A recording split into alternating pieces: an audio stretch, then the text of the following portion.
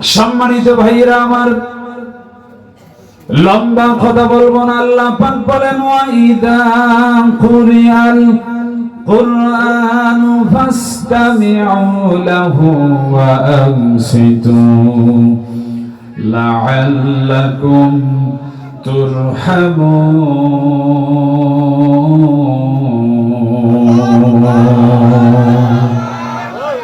এত আস্তে আল্লাহু আকবারের সাউন্ড আরো জোরে হবে, আল্লাহু আকবার।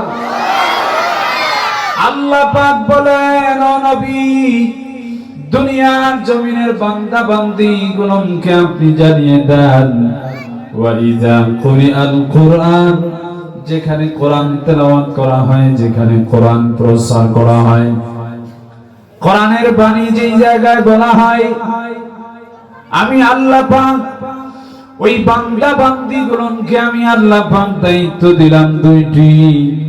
এক নাম্বার দায়িত্ব হলো ফাসতামিউ, এক নাম্বার দায়িত্ব আমি আল্লাহ পাক দিলাম তারা শুনবে। শোনার অর্ডারটা যিনি দিয়েছেন তিনি হলেন কে?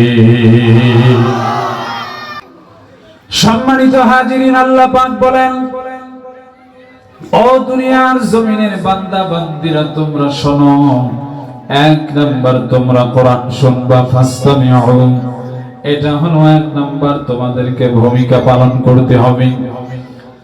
দুই নম্বরে আল্লাহ পাক বললেন ওয়াংসিতু, আল্লাহ পাক বলেন দুই নাম্বার তোমাদেরকে চুপ করে কোরআন শুনতে হবে। কোনো গন্ডগোল করা যাবে না, হট্টগোল করা যাবে না, দাঁড়িয়ে দাঁড়িয়ে কোরআন শোনা যাবে না, রাস্তায় দাঁড়িয়ে কোরআন শোনা যাবে না, বাজারে দাঁড়িয়ে দাঁড়িয়ে কোরআন শোনা যাবে না, ফাঁকা মাঠে কৃষকরা যেই জায়গায় কর্ম কাজ করতেছে ওই জায়গায় নয়, বরং বাজারের মধ্যেও নয়, বরং যেই জায়গায় কোরআন শোনার আয়োজন করা হয়েছে ওই জায়গায় প্রত্যেকটা মানুষগুলোকে আসতে হবে। আর প্রত্যেকটা মানুষ যেন এই কোরআন শোনার আয়োজনে যখনই আসতে পারবে, আমি আল্লাহ রব্বুল আলামিন এই মাত্র দুইটা দায়িত্ব যদি তারা পালন করে, নাম্বার ওয়ান হলো তারা শুনবে, দুই নাম্বারে চুপ করে শুনবে। এই দুইটা দায়িত্ব কেউ যদি পালন করে, আমি আল্লাহ পাক তৃতীয় নাম্বারে ওই বান্দা বান্দির জন্য আমি আল্লাহ পাক, ওদের জন্য আমি আল্লাহ পাক পুরস্কার দান করলাম, লাআল্লাকুম তুরহামুন। আল্লাহ পাক বলেন তাদের আমলনামায় রহমত দেব, দয়া দেব, রহমত দেব, দয়া দেব, মায়া দেব। প্রিয় হাজিরিন, এই তুরহামুনের ব্যাখ্যায় মুফাসসিরিনে কেরাম বলেছেন, মাত্র দুইটা দায়িত্ব পালন করলে তৃতীয় নাম্বারে ওই বান্দা বান্দি গুলোকে আল্লাহ পাক জান্নাত নামক দৌলত দান করবেন। আওয়াজ তুলে বলুন মারহাবা। এক নাম্বার হলো তোমরা কোরআন শুনবা, আর দুই নাম্বার দায়িত্ব হলো তোমরা নিঃসন্দেহে চুপ করে কোরআন শুনবা। এই মাত্র দুইটা দায়িত্ব পালন করলেন, তৃতীয় নাম্বারে আল্লাহ পাক আমাকে আপনাদেরকে জান্নাত দিতে চেয়েছেন। একটু আওয়াজ তুলে জোরে কি বলা যায়? মারহাবা। কারা কারা জান্নাতে যাইতে চান হাত তুলে দেখান, হাত নামান আমার ভাইরা। এই জান্নাত কত বড় জান্নাত!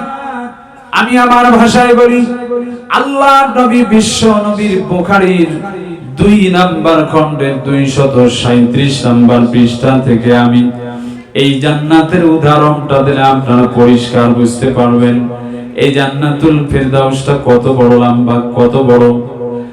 আমার ভাইরা, আল্লাহর নবী বিশ্ব নবী একদিন বদরের প্রান্তরের জন্য নবীজি 313 জন সাহাবীদেরকে নিয়ে নবীজি আমার বদরের প্রান্তরের জন্য আল্লাহর নবী বিশ্ব নবী বদরের প্রান্তরে জিহাদের ময়দানের জন্য সাহাবীদেরকে তৈরি করলেন।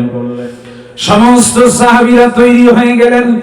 ঠিক এই মুহূর্তে আল্লাহর নবী বিশ্ব নবী বদরের প্রান্তরে, আজকে যেমন আমি এই জায়গায় বসে বসে আপনাদেরকে নিয়ে আলোচনা করতেছি, আপনারা যেমন শুনতেছেন, আল্লাহর নবী বিশ্ব নবী ঠিক এরকম একটি তাঁবুর মধ্যে দাঁড়িয়ে দাঁড়িয়ে সাহাবীদেরকে নিয়ে উদ্দেশ্য করে ডাক দিয়ে বলছেন, ও আমার সাহাবীরা তোমরা শোনো, আমি তোমাদেরকে একটা সংবাদ দিতে চাই। আল্লাহর নবী বিশ্ব নবী ডাক দিয়ে বললেন, সাহাবীরা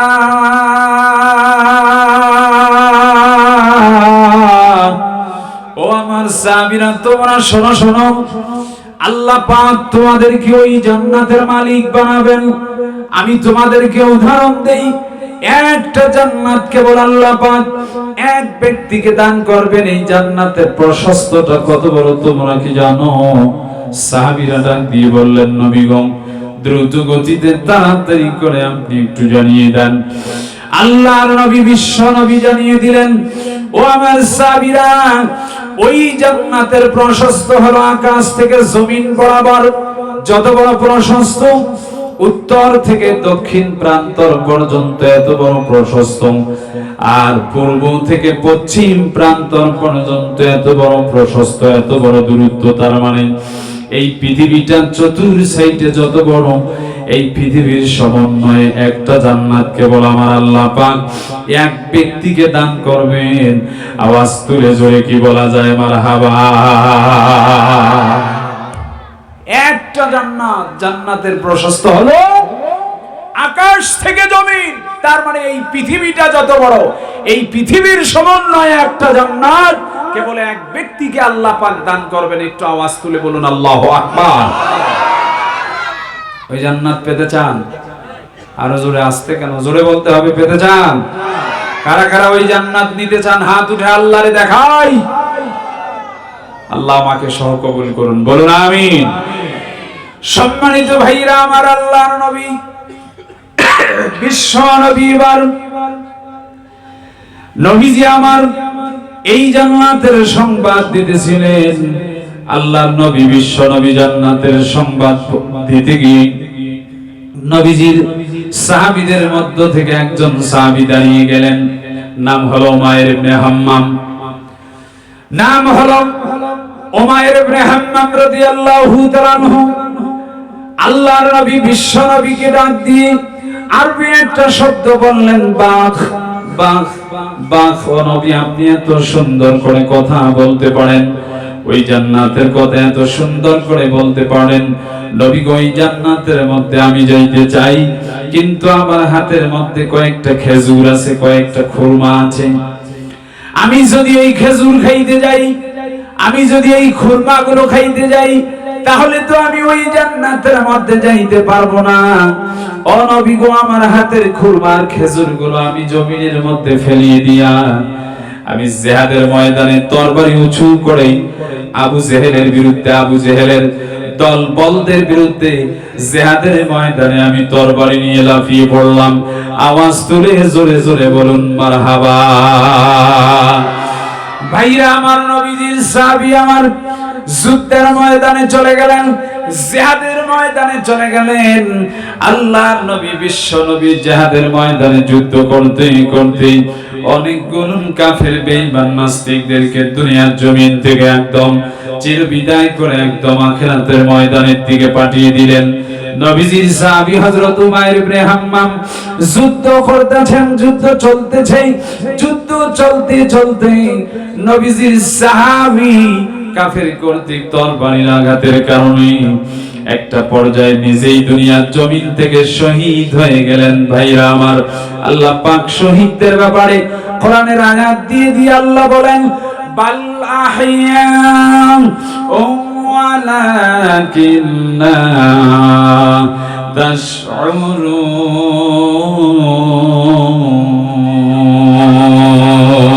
তাশউরুন। আল্লাহ পাক বলেন, ও নবী, দুনিয়ার জমিনের মানুষগুলোকে আপনি জানিয়ে জানিয়ে দেন, যারা আমার কোরআনের জন্য, কোরআনের পথে কথা বলতে গিয়ে যারা কোরআনকে নিয়ে, কোরআনকে জিন্দা করার জন্য, আমার নবীর আস্থাকে প্রসারিত করার জন্য, আমার নায়েব রাসূলরা যে কোরআনকে বাস্তবায়ন করার জন্য নিজের জীবনটাকে বিলীন করে দেয়, এদেরকে আপনি মৃত বলবেন না, বরং তারা হলো শহীদ। আর শহীদরা কখনো মরে না, শহীদরা জিন্দা থাকে। আওয়াজ তুলে বলুন ঠিক কিনা?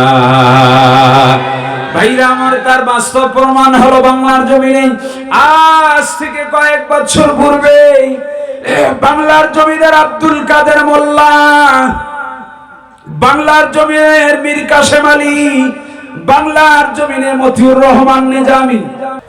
সম্মানিত ভাইরা আমার, তার মানে কোরআনের জন্য যারা জীবন দিবে তারা কোনোদিন মরে, তারা কোনোদিন মরে না, তারা হলো শহীদ। আল্লাহর নবী বিশ্ব নবীর সাহাবী হযরত উমাইর ইবনে হাম্মাম রাদিয়াল্লাহু তাআলা আনহু জিহাদের ময়দানে তরবারি নিয়ে গেলেন। যুদ্ধ করতে করতে অনেকগুলো কাফেরদেরকে দুনিয়ার জমিন থেকে বিদায় দিয়ান নিজেই কাফেরদের তরবারির আঘাতের কারণে নিজেই দুনিয়ার জমিন থেকে শহীদ হয়ে গেলেন। প্রিয় ভাইরা আমার, আল্লাহর নবী বিশ্ব নবী এবার বদরের প্রান্তর, বদরের মাঠ এবার নবীজির দখলে চলে আসলো। আল্লাহর নবী বিশ্ব নবী এবার বদরের প্রান্তর বিজয় দিয়ে দিলেন। ওই বদরের প্রান্তরে কাফেরদের 70 জন কাফের নিহত হলো।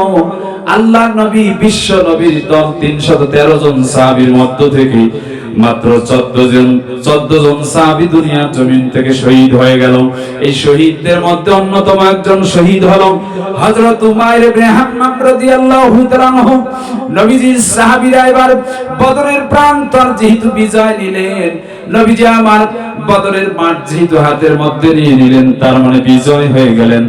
নবীজি আমার বদরের প্রান্তরে যেই 14 জন সাহাবী দুনিয়ার জমিন থেকে বিদায় নিয়ে চলে গিয়েছেন, এই সাহাবীদের জন্য আল্লাহর নবী বিশ্ব নবী এবার জিহাদের ময়দান থেকে নবীজি আমার বদরের প্রান্তরে নবীজি আমার ওই শহীদদের ব্যাপারে নবীজি আমার শহীদদের জানাজার জন্য তৈরি হয়ে গেলেন।